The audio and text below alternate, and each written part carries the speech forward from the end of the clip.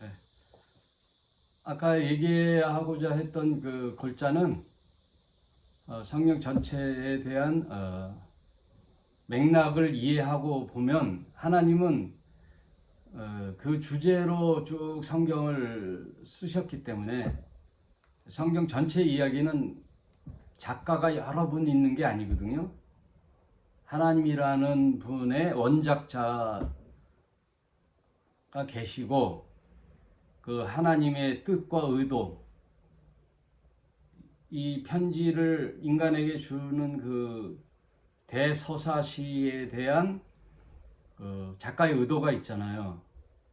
그런데 하나님의 언어로 하지 않고 인간을 통하여 하기 때문에 인간의 언어로 썼기 때문에 이제 해석이 필요하지요. 그런데 그 해석의 맥락은 한 가지로 흐른다는 얘기예요. 그래서 제가 어느 톡방에도 얘기했지만 그 사랑이라는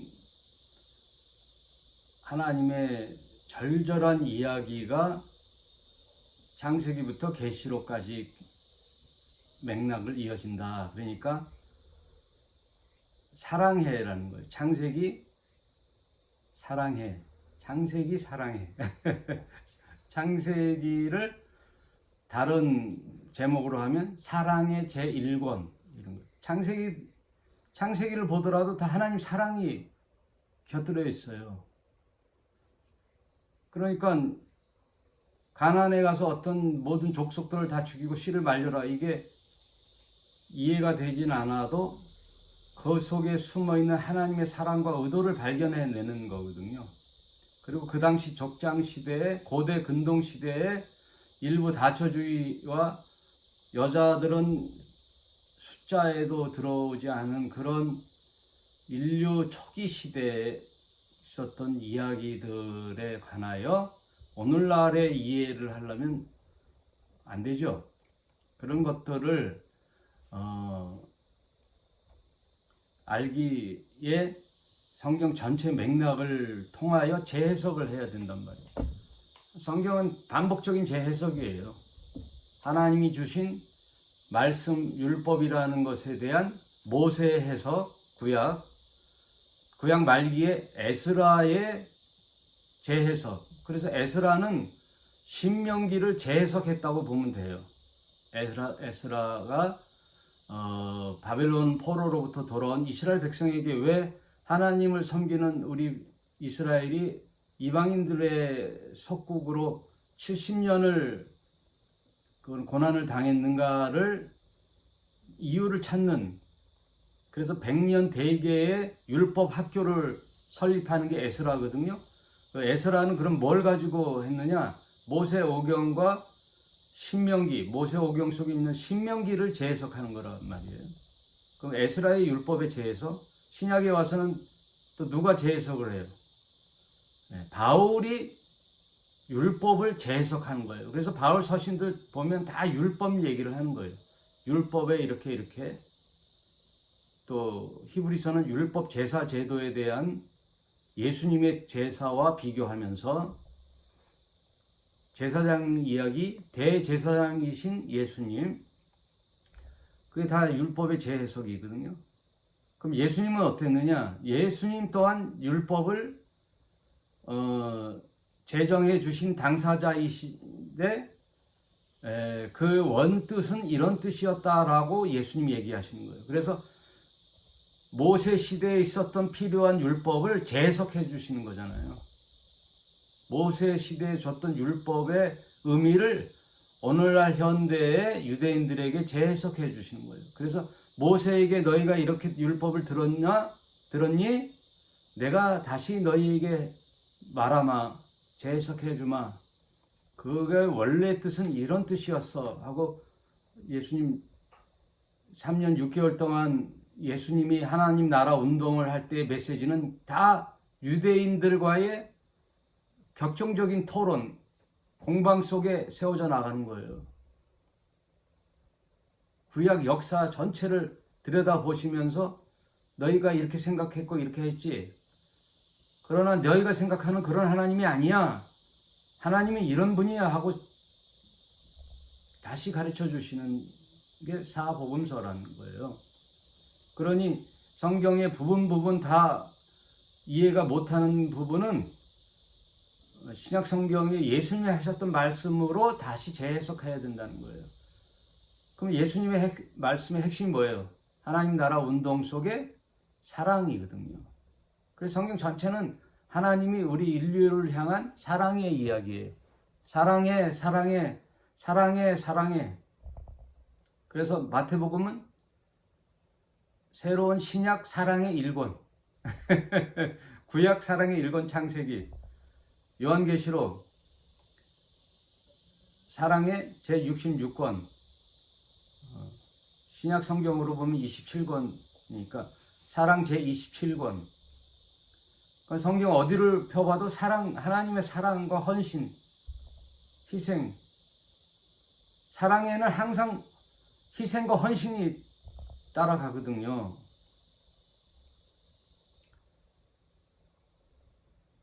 그래서 성경 어디를 펴봐도 하나님의 사랑을 읽을 줄 알아야 돼요. 그래서 오늘 좁은 문으로 들어가라, 이게 우리에게 힘든 길을 제시하려고 하신 게 아니라 성경은 중간지대가 없어요. 그것도 괜찮아. 세상 육신으로 사는 이상 세상 뭐 필요하지. 그게 아니라 선명해요. 성경의 말씀은 선명해요. 좁은 문과 넓은 문, 즉 좁은 길과 넓은 길, 인간의 길, 생명의 길, 이렇게 나눠져 있는 거예요. 요한복음 3장 16절도 뭐라 그래요? 하나님이 세상을 이처럼 사랑하사, 사랑의 이야기예요. 그러나 독생자를 주셨어요. 사랑해서. 근데 그 독생자를 믿느냐 안 믿느냐로 생명, 영생과 멸망의 길이 있다라는 거예요. 안 믿어도 돼, 믿어도 돼가 아니라 멸망을 전제로 한다는 거예요. 멸망이 있어요. 멸망의 길.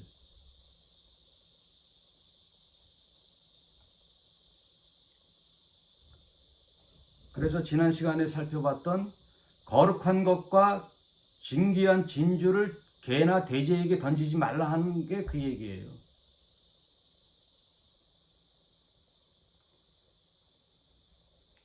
인간의 탐욕과 정욕에 사로잡혀서 육신의 삶이 다인양 사는 저 인간들에게 진리의 길이란 참으로 상상 밖의 일이죠. 아무 감흥이 없죠.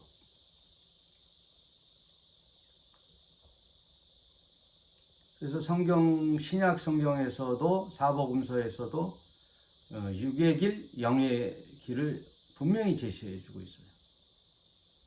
창세기부터 가인의 길, 아벨의 길을 분명히 얘기해 주듯이 요한복음에는 그것을 썩은 양식, 썩는 양식을 위하여 일하지 말고 썩지 않는 영의 양식을 위하여 일하라, 이렇게 말씀하시잖아요.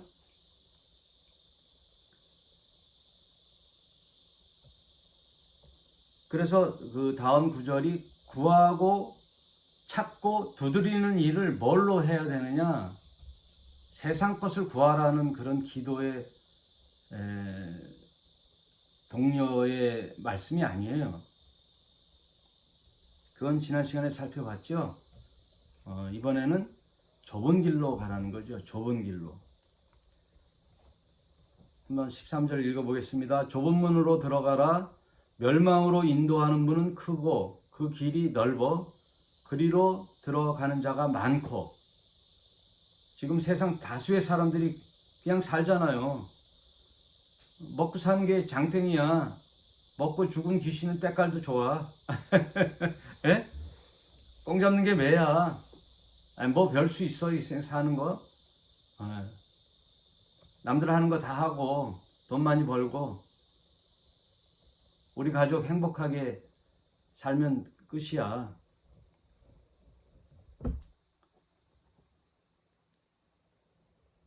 약간 고상한 인간들은 있지만 다 거기서 거기에요. 육의 길은 다 거기서 거기에요. 고상한 것 같지만 유의를 목표로 산단 말이에요.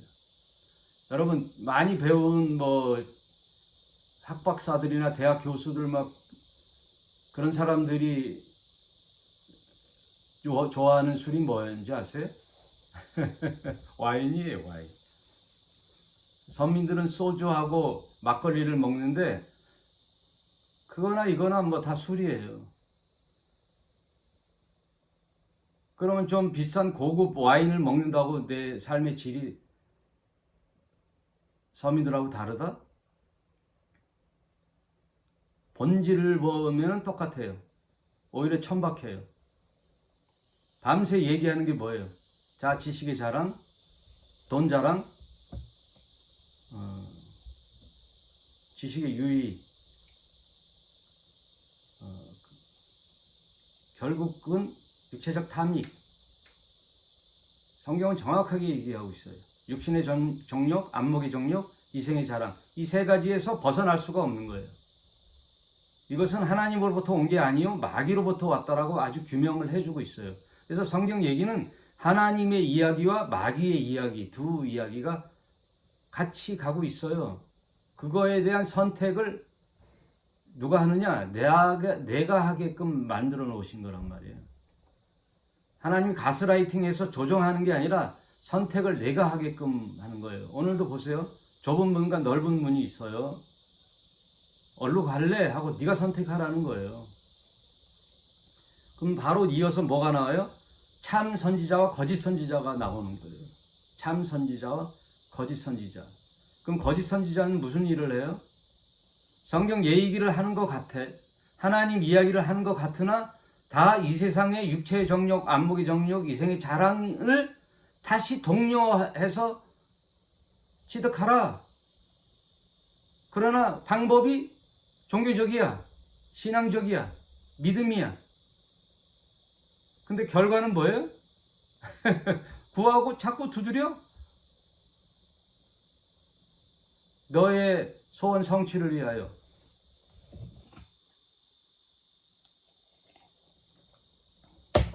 그리고 그렇지 않은 교회도 가만히 살펴보면 영을 추구하는 것 같은데 결국은 뭐예요? 벗어나지를 못해요. 그래서 제가 어저께 12시에 점심 약속이 이제 서울에 있어서 1시간 반, 2시간 걸리거든요. 그래서 일찍 부지런히 나섰어요.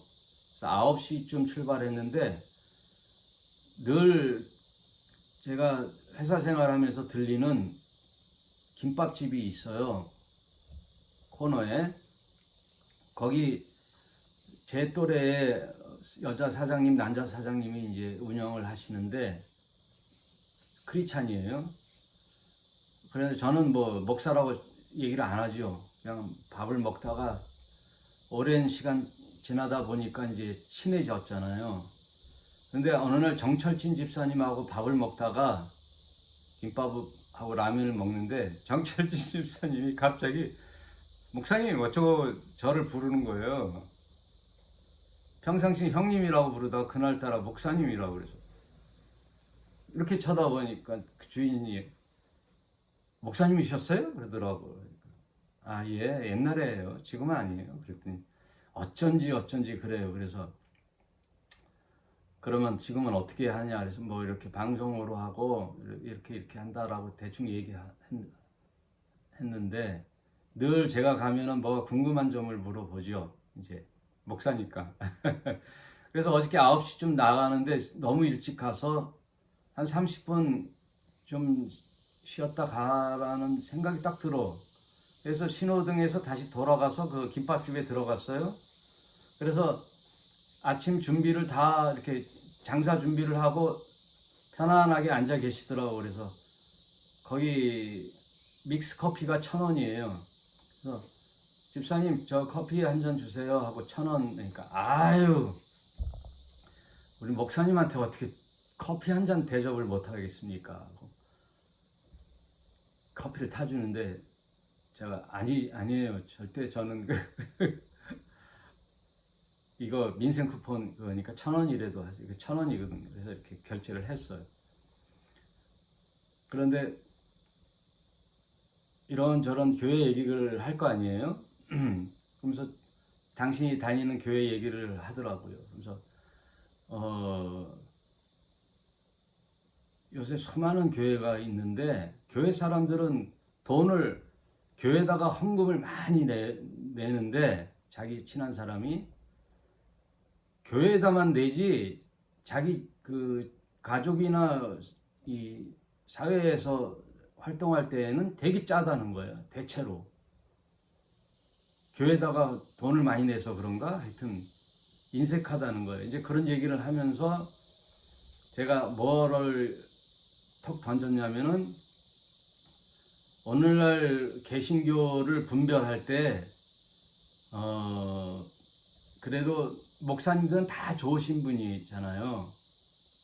네, 그분께 목사님들은 다 좋으신 분이에요. 그리고 목사님만 좋으신 분이냐? 스님도 다 좋으신 분이에요.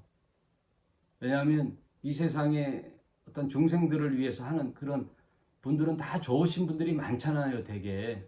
대체로 소수가 이렇게 신문에 뉴스에 나오고 그러는데 목사님 하면 대체로 좋으신 분이잖아요. 근데 좋으신 분하고 성경에서 말하는 다른 교회의 목사님하고 다르다 그랬더니 그게 무슨 뜻이에요? 목사님들은 되게 인간적으로 인정도 있고 되게 다 좋으시다, 착하시다. 그러나 그걸로 성경에서는 옳은 선지자요 목자라고 얘기를 안 한다. 아 그래요? 그럼 교회를 어떻게 구분하지요? 그러더라고요. 아는 이야기가 있지만 딱 분별할 수 있는 게 하나 있다. 어떻게 해요? 뭐라 그랬겠어요? 우리 박수희 집사님 한번 해봐요. 뭐로 구분이 딱 되겠어요? 박영미 집사님 둘 중에 아무나 한번 말해봐.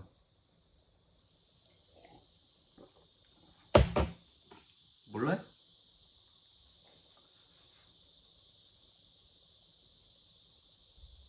다른 교회, 아닌 교회.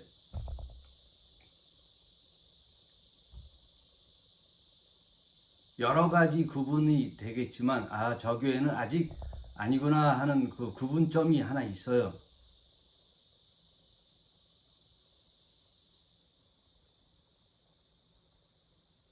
딱 안 떠올라요? 11조. 11조예요. 내가 그분에게 얘기했어요. 그래서 11조에 대한 이야기를 좀 해주고 오늘 신약교회에 우리 오늘 현대교회에 살아가는 사람들은 11조라는 명분이 없다. 명목이 없다. 그래서 좋은 목사님들이지만 다 11조를 얘기하고 11조를 내라고 하는 그 교회는 아직 성경을 어렴풋이 안다. 정확하게 알지 못한다. 그거 알고도 또 11조를 강요하면 그거는 나쁜 목사님이다. 그래서 진리의 교회와 아닌 교회를 그래도 그나마 구분하는 첫 단추가 11조예요. 그랬더니 이분은 뭐 깜짝 놀라죠. 그래서 교회란 뭐냐? 건물에 모여서 하나님 말씀을 듣고 배우고 익혀서 정말 하나님의 뜻을 실현한 것은 교회가 아니에요. 교회 가서 밥하고 설거지하고 뭐 이거 봉사하는 게 봉사가 아니고 교회에서 뭐 머리 숙여서 찬양하고 기도하고 예배는 그게 예배가 아니고 교회란 모여서 하나님의 말씀을 듣고 배우고 익히는 곳이에요. 그럼 그 뜻을 알아? 정말 예배와 기도와 봉사와 헌신은 어디서 해야 되느냐? 세상이에요. 그래서 너희는 세상의 빛과 소금이 되라는 거예요. 빛 되는 일이 예배요. 소금 되는 일이 기도예요. 빛과 소금이 예배요, 기도예요. 그리고 세상의 이웃에 하는 게 헌신과 봉사예요. 그래서 나의 착한 행실을 통하여 저 이방인들이 그 빛으로 하나님께 영광을 돌리게 하라라는 그 맥락들이 다 그런 이야기거든요. 그러니까 깜짝 놀라죠. 11조라는 것에 대하여. 정확하게 얘기를 해줘야 돼요. 목사님들은 좋은 목사님이면 좋지만 좋은 목사님이 되기 이전에 바른 성경을 전하는 교사가 돼야 돼요. 바른 성경 가르침의 교사가 최고의 목표요, 사명이에요. 바른 성경 해석. 그러면 신약 성경을 쭉 읽으면 뭐 어려운 게 있나요? 없잖아요. 그러니까 강해 설교 안 하고 다 제목 설교하는 목사들이 다 심한 말을 하면 안 되겠죠. 음흉해요. 왜? 자기의 목회 철학에 맞는 말들만 하기 때문에.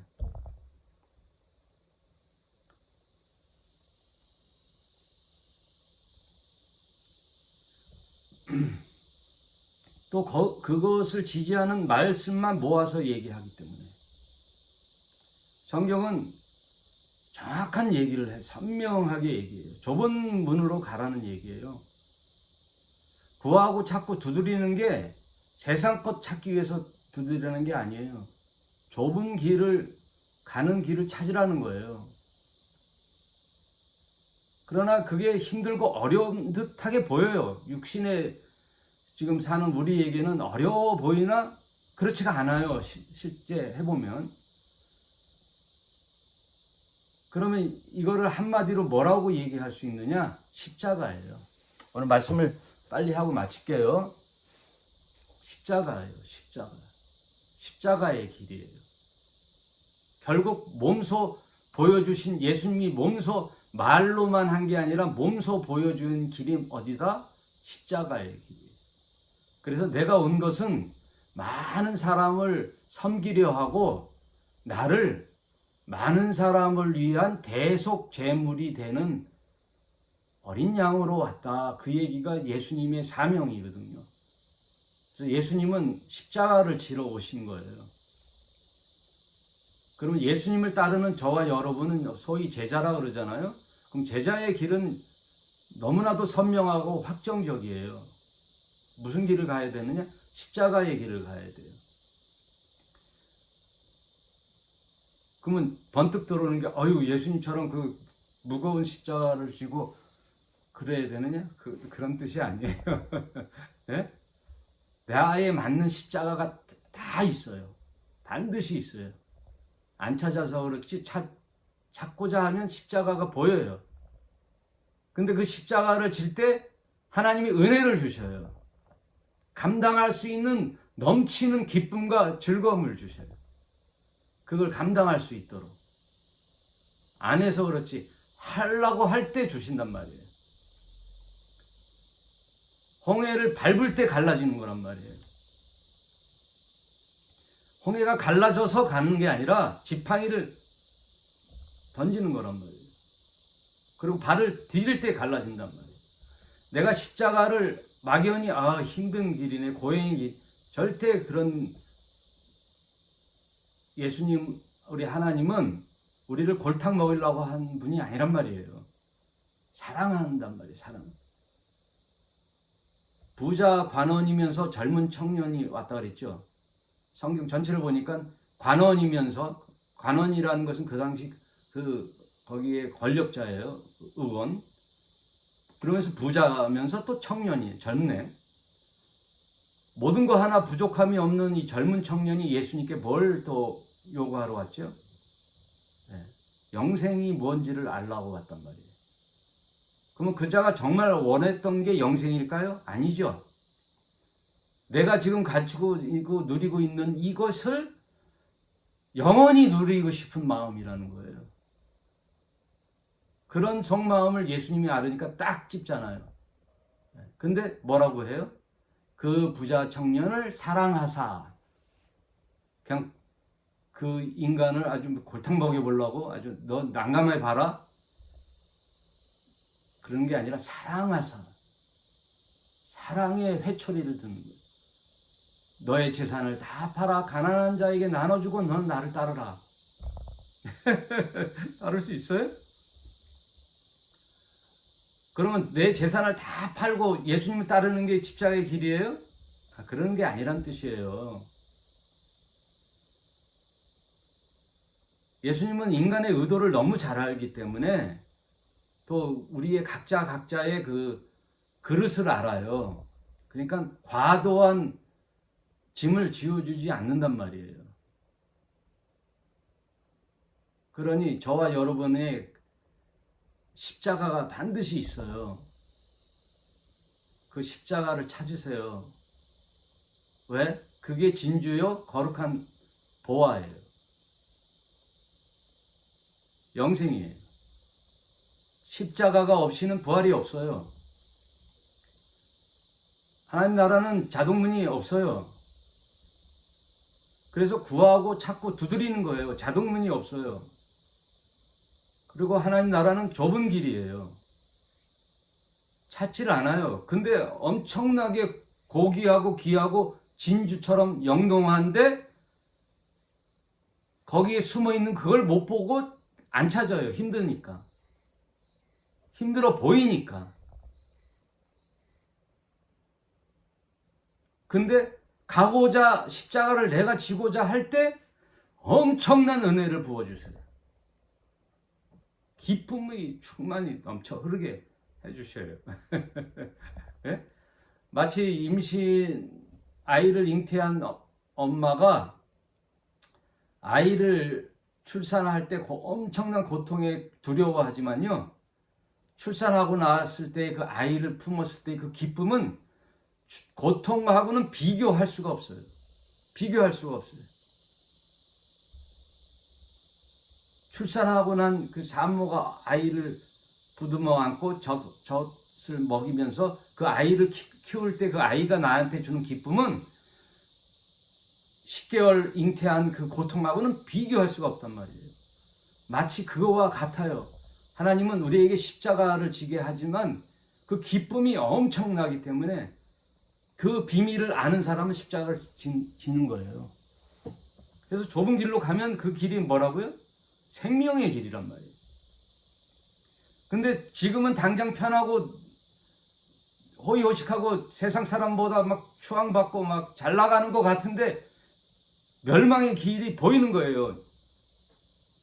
인생 모든 장면을 다 아시는 하나님은 다 안단 말이에요. 그래서 성경 얘기가 다 그 얘기란 말이에요. 호도스의 길, 엑소호도스의 길, 애굽의 삶, 가나안의 삶, 광야의 삶. 그러나 광야가 힘든 것 같으나 가나안의 적과 꿀이 흐르는 게 약속이 되었단 말이에요. 애굽은 노예로 살다가 결국 죽고 멸망하는 것 뿐이라는 거예요. 죄의 노예가 돼서 평생 애굽에서 살다가 술과 고기는 먹을지언정 마귀의 종로로 타다가 죽는 거란 말이에요. 성경은 분명한 그 얘기를 제시하고 있어요. 하나님이 세상을 이처럼 사랑해서 독생자를 주셨는데 생명의 길과 멸망의 길이 반드시 있으니 너희들은 선택하라는 거예요. 하나님이 좌지우지하지는 못하는 거예요. 호소는 하시는 거예요. 설득은 하시고 재촉을 하시고 기회를 주시고 설득하고 설득하는데 뒷덜미를 잡고 끌고 가지는 않으신다는 거예요. 거짓 선지자를 삼가하라. 양의 옷을 입고 너희에게 나오나 속에는 노략질하는 일이라. 그걸 보시란 말이에요. 지금 달콤한 이야기를 하는 것 같은데 결국은 교회를 보세요. 땀 흘려 이런 거 헌금 모아다가 결국 교회 짓고 담임 목사는 뭐예요? 호의호식하고 자식들 다 유학 보내고 은퇴할 때 전별금 수십억 받고 다 아파트 하나씩 차지하고 단 하루라도 노동자의 그 노동을 체험한 목사가 있어요? 있겠죠? 드물단 말이에요. 드물단. 제 얘기는 없다는 뜻이 아니에요. 드물다는 뜻이에요. 그래서 빨리 하고 마칠게요. 21절에 보세요. 나더러 주여 주여 하는 자마다 다 천국에 다 들어갈 것이 아니요 다만 하늘에 계신 내 아버지 뜻대로 행하는 자라야 들어갈 것이다. 분명한 말씀인 거예요. 너희들이 교회에서 주여 주여 한번 찾아봐. 주여 백창하는 교회도 있다 그랬잖아요. 그날에 많은 사람이 나더러 이르되 주여 우리가 주의 이름으로 선지자 노릇하고 목사 노릇하고 장로 노릇하고 집사 노릇하고 그런 말이에요. 주의 이름으로 귀신을 쫓아내며 주의 이름으로 많은 권능을 행치 아니하였나이까 하리니 그때 내가 너에게 밝히 말하노니 내가 너희를 도무지 알지 못하니 불법을 행하는 자들아 내게서 떠나가라.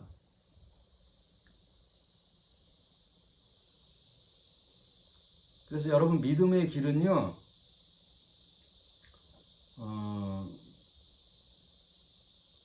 쉬워 보이지 않으나 가고자 하는 자에게 하나님은 엄청난 약속을 해주신다니까요. 제가 창세기 12장 읽다가 너무 감동돼서 그 글 한번 올렸죠. 네? 아브라함하고 약속하니까 아브라함은 본토 친척 아비집이 아주 보장된 재산이 보장된 탄탄대로의 길을 거짓 그 아버지 데라가 우상을 만드는 일을 했잖아요. 그런데 아버지가 만든 저 고목나무 썩은 나무를 어떻게 만들어 가지고 신주단지를 만들어 놓으면은 거기다 막 절을 하네. 종교 행위를 하네. 그걸 보니까 거짓이 늘 보이잖아요. 그런 아브라함에게 늘 마음속에 뭐가 보이느냐? 밤하늘의 별들을 보니까 어마어마한 이 광대한 이 세상에 누군가 참신이 있지 않을까라는 고민에 빠진 아브라함을 하나님 찾아오시거든요. 가만히 있는 자에게 찾아오는 게 아니에요. 고민하는 자를 찾는단 말이에요. 개와 돼지에게 거룩한 것과 진주를 주지 말라는 의미가 그런 뜻이에요. 먹고 사는 게 때깔도 좋아. 뭐 있어? 사는 게 뭐 있어? 여보 한잔해. 그게 아니라는 거예요, 인생이. 그 고민하는 자를 하나님 찾아오셔서 그 자를 통하여 인류의 구원의 메시지를 주기로 작정하시는 거예요. 아브라함아, 친척 아비 집을 떠나 내가 지시한 땅으로 가라. 갈 수 있겠니? 예. 무작정 따라 나서는 거예요. 약속만 믿고. 그래서 그 믿음을 보시고 의인으로 쳐주는 거예요. 뭐 세상에 내가 좋은 일 했다고 하는 게 아니에요. 믿음 보시는 거란 말이에요. 좋은 목사님이 아니에요. 여러분. 착하고 좋은 목사님 아니에요. 믿음에 관한 바른 이야기를 해주는 목사. 그래서 그 아브라함에게 하나님 뭐라는 약속을 해줘요? 앞으로 네가 가는 길에 많은 고난이 있지만 너를 축복하는 자를 내가 축복하고 너를 저주하는 자를 내가 저주할 거야. 이 얘기는 뭐냐면 아브라함의 뜻의 그 믿음을 보시고 이 다른 자들이 어떻게 했던가에 중요한 게 아니라 아브라함을 어떻게 대하느냐에 따라 하나님이 어떻게 처신하겠다는 그 약속이 어마어마한 약속이에요. 그래서 아브라함을 복의 근원 삼는 거예요. 그러면 그 아브라함이 누구냐? 저와 여러분이에요. 저와 여러분은 엄청난 존재예요. 네? 네. 그런 믿음의 사람이 십자가를 지는 거란 말이에요. 십자가. 어떤 십자가라도 나는 이 일이 나에게 주어진 하나님이 주신 십자가야 하고 기쁨으로 감내하잖아요. 아브라함에게 주신 그런 복의 근원의 기쁨과 즐거움을 주는 거예요. 뭐 세상에서 잘 먹고 잘 살라는 게 아니라 기쁨과 즐거움과 자긍심과 참 평안과 영생이 주어진다니까요. 성경 전체는 그 약속이에요. 언제? 내가 십자가를 질 때, 좁은 길을 갈 때,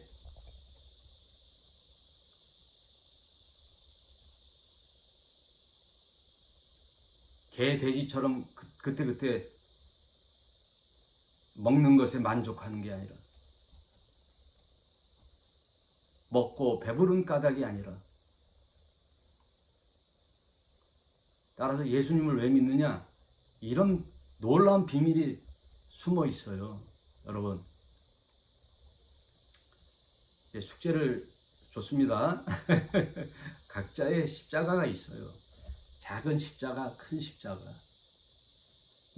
우리 가정 잘 건사할게. 그거 하나의 십자가일 수가 있어요. 우리 남편 내가 잘 섬겨서 정말 이 사람도 진리의 삶을 살았으면 좋겠어 하고 남편을 나의 십자가로 정하고 한번 섬겨보세요. 반드시 하나님 변화시켜 주신다니까요. 기쁨과 즐거움을 주셔요. 그 즐거움과 기쁨을 맛보는 것이 이곳이 천국이 되는 거예요. 그런 거 한번 해봅시다. 저도 내 십자가를 지고. 저는 정 장로님에게 많은 그런 교훈을 받아요. 우리 정 장로님은 이미 그렇게 하고 계시더라고요. 근데 너무 어려운 줄 알았는데 기쁨이 넘치더라. 저와 여러분도 한번 그렇게 한번 살아봅시다. 오늘 산상수훈 여러분 쭉 읽어보면 맥락이 그래요. 이제 다음 시간에는 8장부터 다시 산에서 내려오시는 예수님, 이제 현장으로 가시는 예수님에 대해서 살펴보도록 하겠습니다. 오늘 말씀이 좀 막 공사 현장 이제 또 조용하네. 아무튼 시간이 좀 길어졌네요. 맛있는 점심 드세요. 감사합니다.